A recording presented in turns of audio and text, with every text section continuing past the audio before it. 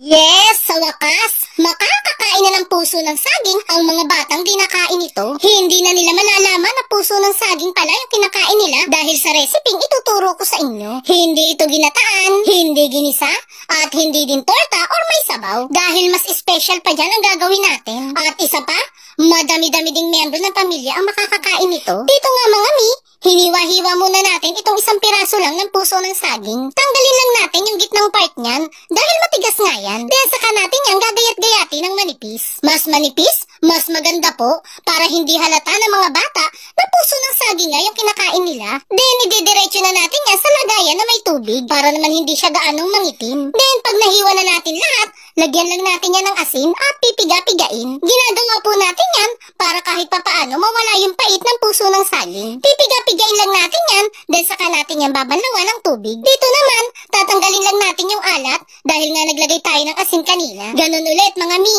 pigain lang ulit yan para mawala yung excess na tubig na nasa puso ng saging. And once matapos, proceed na tayo sa pagluluto. Flex ko nga lang po pala itong bago kong biling product mga mi. Squeeze bottle po pala yan, wherein hindi po yan matatapon kung nakabukas or nakataob. Unless pipisilin nyo itong bottle, saka lang yan maglalabas ng liquid sa loob. Perfect po ito sa mga condiments natin sa bahay, like toyo, suka, patis, at marami pang iba. Ilalagay ko nga po pala ang link niya sa comment section mga mi. Malay mo, magustuhan nyo din, diba? Bali dyan nga po ay gigisa na natin itong mga sibuyas at bawang. Palalabasin lang natin yung bango niyan. Saka tayo dyan maglalagay ng isang maliit na lata ng pork giniling. Pwede din po kayong mag-experiment dyan mga mi. Pwede nyo po yan lagyan ng corned beef, delatang tuna, or kahit sardinas ay pwedeng-pwede po. Igigisa lang natin yan for 5 minutes, then saka isusunod na din natin dito itong puso ng saging. Shoutout nga po pala sa ating 4 na solid viewers na nagpapabate. Hello po sa inyo, Ma'am Corazon Sendana ng Rizal, Ma'am Maricar Balasto ng Albay, Ma'am Sapira Ramos ng Pampanga, at si Sir Nando ng Rizal.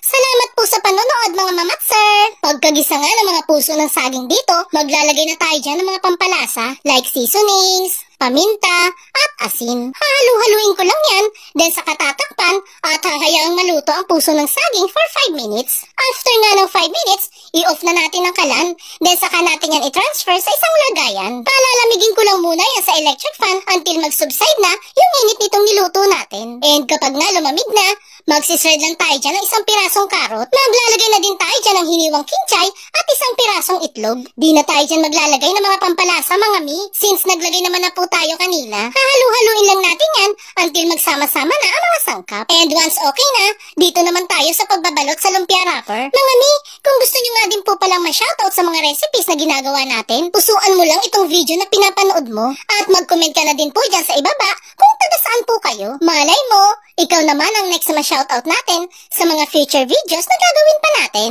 Maraming salamat po.